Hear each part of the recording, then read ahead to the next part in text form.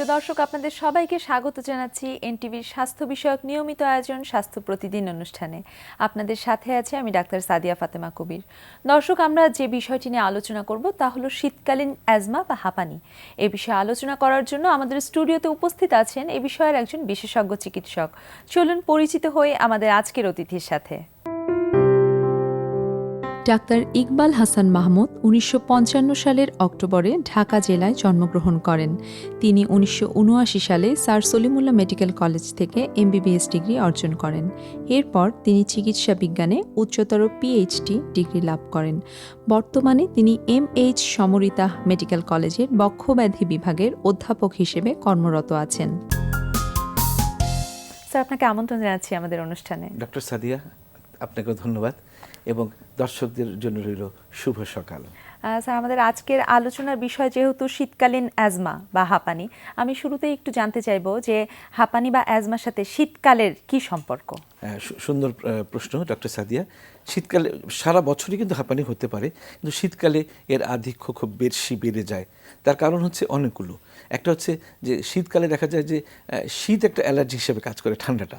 আর ২ নম্বর হচ্ছে যে house dust মাইট এত বেশি থাকে যে গত বছরের বাক্সবন্দি করার কাপড় চোপড় যেগুলো রেশমি পশমি, এগুলো একেবারে না ধুয়ে, না লন্ড্রিতে পাঠিয়ে, গরম পানিতে না ধুয়ে, রোদ্রে না শুকিয়ে সরাসরি পড়ছে।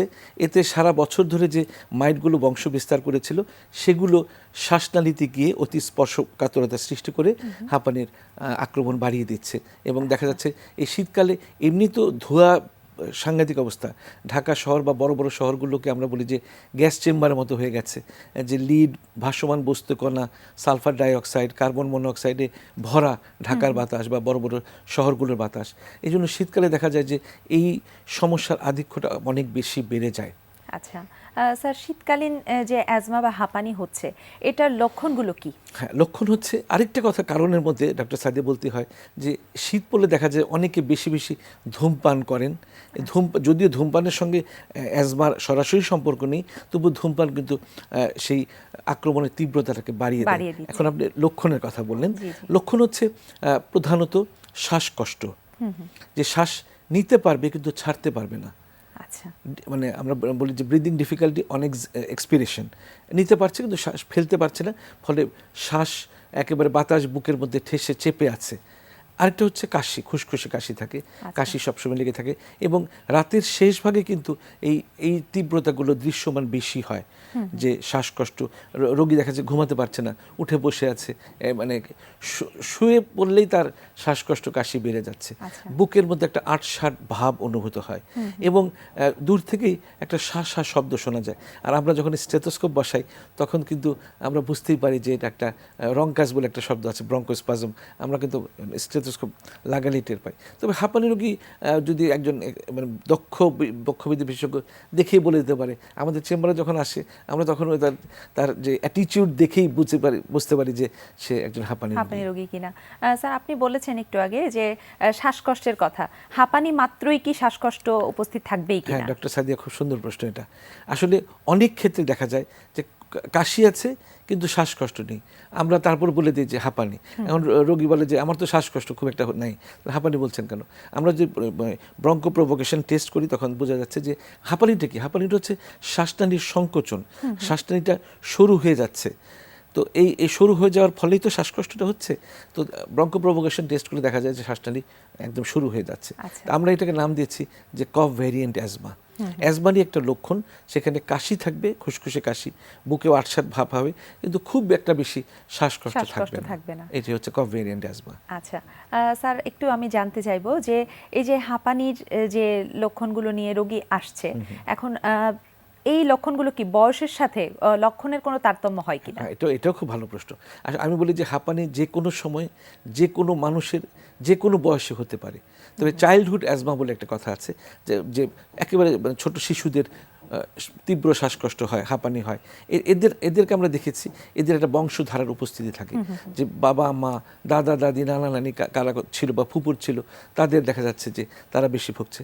এবং এরা কিন্তু খুব অ্যালার্জির জন্য মেইন অ্যাজমাটা হয়। এবং আমরা বলি অ্যাটোপিক অ্যাজমাকে আমরা যদি দুই ভাগে ভাগ করি, একটা হচ্ছে অ্যালার্জিক মানে অ্যালার্জির কারণে অ্যাজমা হচ্ছে, আর একটা হচ্ছে এক্সট্রিনসিক বা অ্যালার্জির কারণ ছাড়া হচ্ছে। আচ্ছা। তো অ্যালার্জির কারণ ছাড়া যেগুলো হয় সেগুলো যেমন মধ্য বয়সে হয়, বিশেষ করে মহিলাদের, যে মানসিক দ্বন্দ্ব, মানসিক বিভিন্ন টানাপোড়েন থাকছে, স্বামী স্ত্রীর ঝগড়া, বউ শাশুড়ির ঝগড়া, অ্যাংজাইটি, ডিপ্রেশন, এর থেকে শ্বাসকষ্ট হচ্ছে।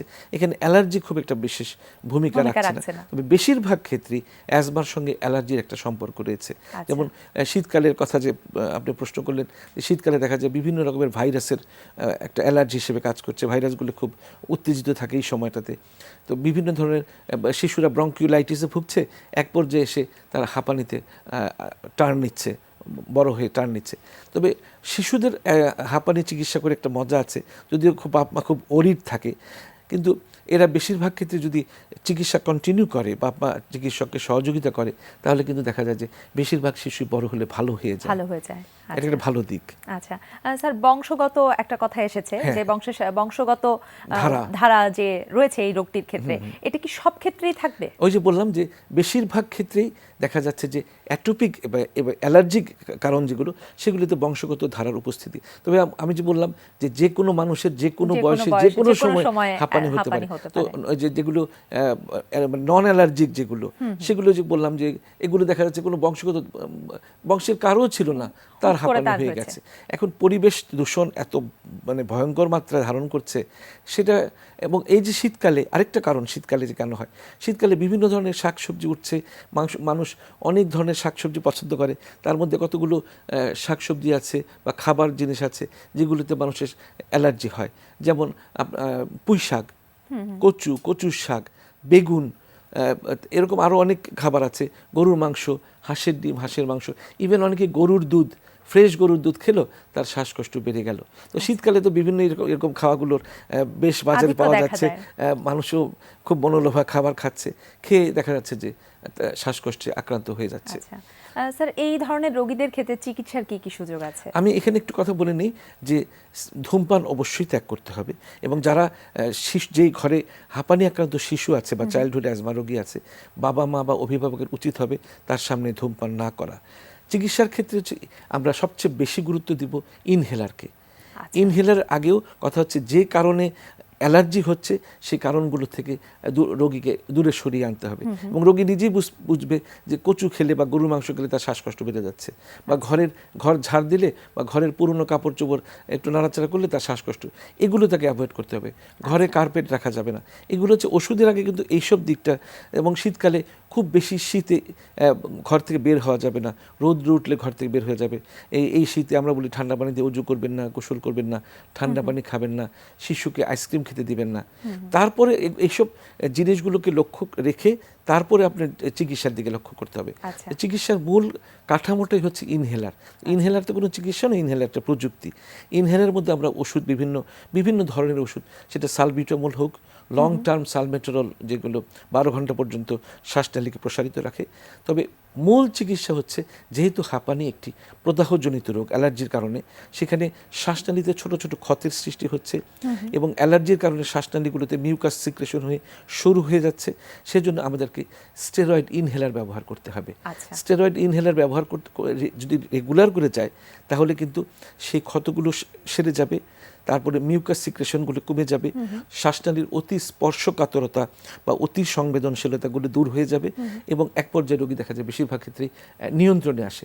হাঁপানি কিন্তু একটা রোগ যে পুরোপুরি ভালো হয়ে যায় না, উচ্চ রক্তচাপ, ডায়াবেটিসের মধ্যে নিয়ন্ত্রিত জীবনযাপনের তবে স্টেরয়েড হচ্ছে, আমরা অনেক রোগী আছে যে অনেক চিকিৎসক বা বিশেষ করে কোয়াকরা, হাতুড়ে চিকিৎসকরা স্টেরয়েড লিখে দেয়, তাড়াতাড়ি ভালো হয়ে যায় রোগী। এখন দেখা যায় বছরের পর বছর স্টেরয়েড খেয়ে, বেটনিলান, ওরাডেক্সন বড়ি খেয়ে যাচ্ছে, রোগী ভালো থাকছে, কিন্তু তার স্টেরয়েড যে পার্শ্ব প্রতিক্রিয়া সেগুলো এত মারাত্মক আকার ধারণ করছে সেটা জানছে না।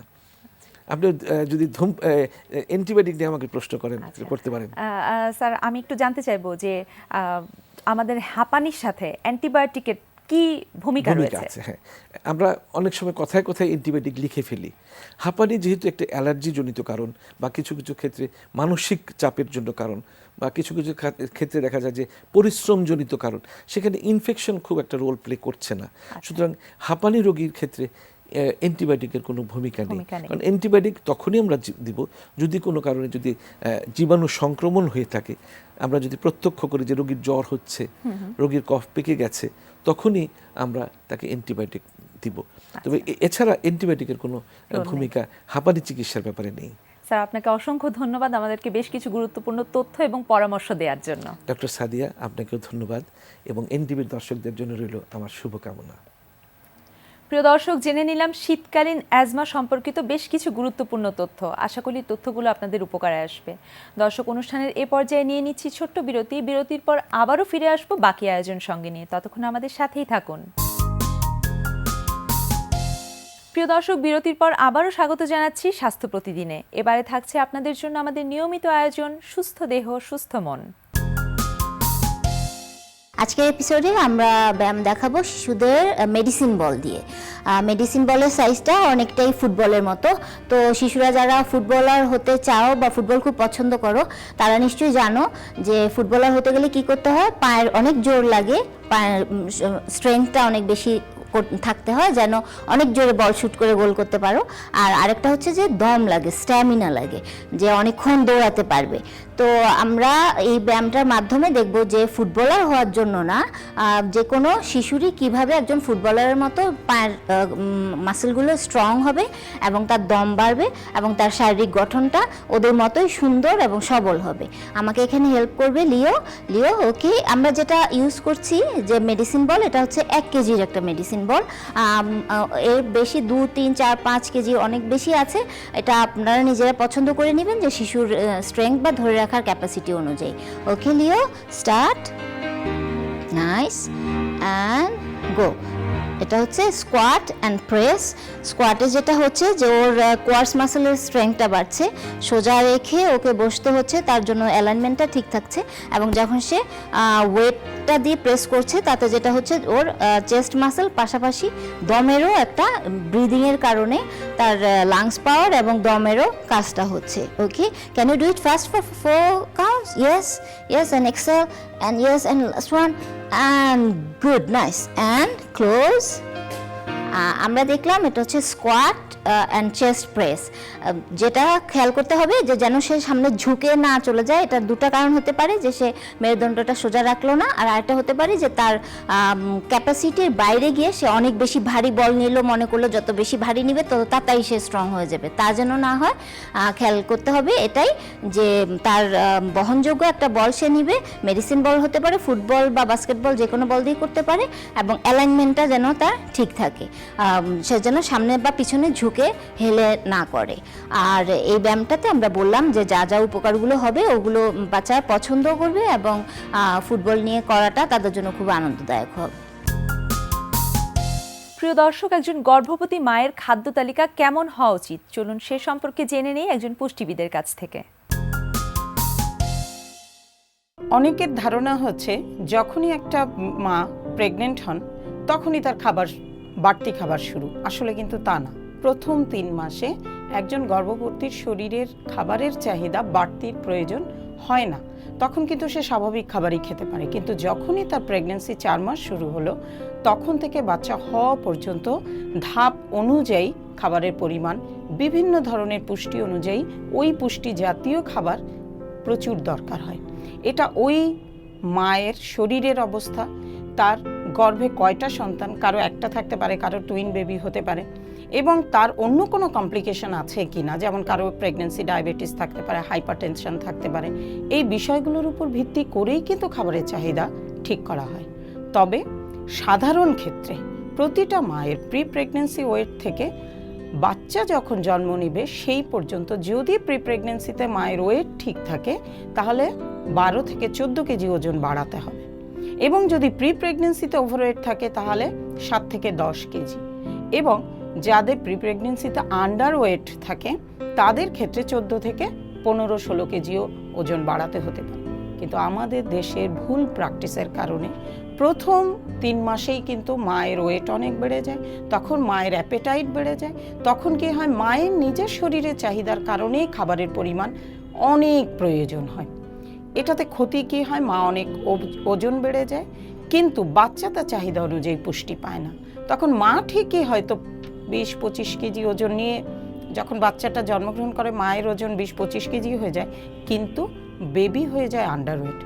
এই কারণে গর্ভাবস্থায় প্রোটিন, কার্বোহাইড্রেট, ভিটামিন, মিনারেল এগুলোর চাহিদা যেমন পূরণ করা উচিত, মায়ের দৈনন্দিন রিকোয়ারমেন্ট অনুযায়ী খাবারের পুষ্টি যতটুকু দরকার উইকস অনুযায়ী, মাস অনুযায়ী সেভাবে খাবারের নিয়মটা, পরিমাণটা বাড়াতে হবে এবং এটা প্ল্যান করে। প্রিয় দর্শক, এবারে থাকছে আপনাদের জন্য আমাদের আজকের হেলথ টিপস। ডায়াবেটিস নির্ণয়ের পরীক্ষা করার উত্তম সময় হলো সকালবেলা খালি পেটে ও নাস্তার 2 ঘন্টা পর। সন্দেহ হলে এই 2 সময়ে পরীক্ষা করুন। প্রিয় দর্শক, স্বাস্থ্য প্রতিদিন সম্পর্কে যদি আপনাদের কিছু জানার থাকে অথবা আমাদের অনুষ্ঠান সম্পর্কে আপনার যে কোনো মতামত বা পরামর্শ লিখে পাঠাতে পারেন এই ঠিকানায়। প্রযোজক স্বাস্থ্য প্রতিদিন, এনটিভি, বিএসসিসি ভবন, 7 তলা, 102 কাজী নজরুল ইসলাম এভিনিউ, কারণ বাজার, ঢাকা 1215। ফ্যাক্স 914338 থেকে 7 পর্যন্ত, অথবা ইমেল করুন স্বাস্থ্যপ্রতিদিন@ntvbd.com এই ঠিকানায়। প্রিয় দর্শক, স্বাস্থ্য প্রতিদিনের আগামী পর্বে আপনাদের জন্য যা থাকছে। শীতকালে বুকে ব্যথা, শীতের সাথে সম্পর্কিত সেটা হলো নিউমোনিয়া, প্লুরেসি বা সর্দি কাশি হামার সাথে সম্পর্কিত। তো এটা খুব কমন না হলেও কিন্তু এই সময় যেহেতু শীতকাল, আমরা শীতকালে অনুষ্ঠান করতেছি, সুতরাং এটাই বলবো যে এখন যদি কেউ বুকে ব্যথা হয় যে কোনো বয়সেই, শিশু বৃদ্ধ সব বয়সে কিন্তু বুকে ব্যথা হলে যদি সাথে সর্দি থাকে, কাশি থাকে এবং জ্বর থাকে, তাইলে বুঝতে হবে যে সেটা হলো নিউমোনিয়া বা প্লুরেসির জন্যই বুকে ব্যথা। নিউমোনিয়াতে বুকে ব্যথা হয় না, হয় আসলে নিউমোনিয়ার সাথে প্লুরেসি হলে।